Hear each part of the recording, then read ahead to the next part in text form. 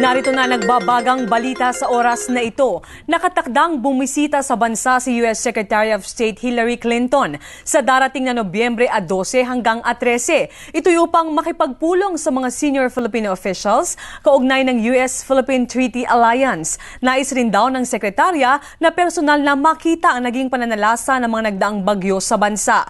Bago ito, dadalo si Clinton kasama si U.S. President Barack Obama sa gaganapin na Asia-Pacific Economic Cooperation ng APEC sa Singapore. Filipino officials, kaugnay ng U.S.-Philippine Treaty Alliance, nais rin daw ng sekretarya na personal na makita ang naging pananalasa ng mga nagdaang bagyo sa bansa.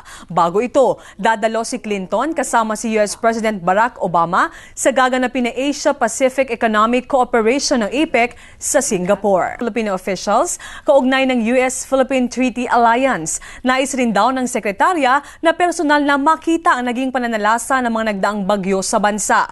Bago ito, dadalo si Clinton kasama si U.S. President Barack Obama sa gaganapin na Asia-Pacific Economic Cooperation ng APEC sa Singapore. Filipino officials, kaugnay ng U.S.-Philippine Treaty Alliance, nais rin daw ng sekretarya na personal na makita ang naging pananalasa ng mga nagdaang bagyo sa bansa. Bago ito, dadalo si Clinton kasama si U.S. President Barack Obama sa gaganapin na Asia-Pacific Economic Cooperation ng APEC sa Singapore. Filipino officials, kaugnay ng U.S.-Philippine Treaty Alliance, nais rin daw ng sekretarya na personal na makita ang naging pananalasa ng mga nagdaang bagyo sa bansa. Bago ito, dadalo si Clinton kasama si U.S. President Barack Obama sa gaganapin na Asia-Pacific Economic Cooperation ng APEC sa Singapore. Filipino officials, kaugnay ng U.S.-Philippine Treaty Alliance, nais rin daw ng sekretarya na personal na makita ang naging pananalasa ng mga nagdaang bagyo sa bansa. Bago ito, dadalo si Clinton kasama si U.S. President Barack Obama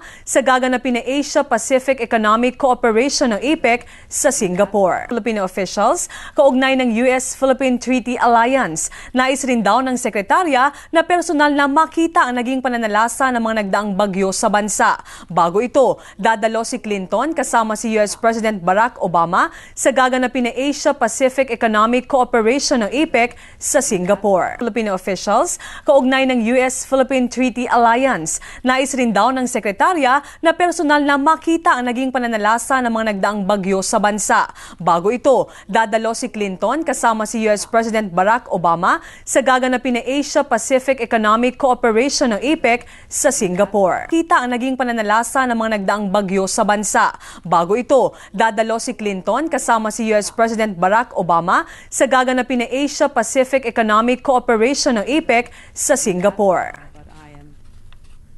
Maging una sa balita, i-text ang alert on sa 2366. Manatiling nakatutok sa ABS-CBN para sa iba pang nagbabagang balita. Magandang umaga.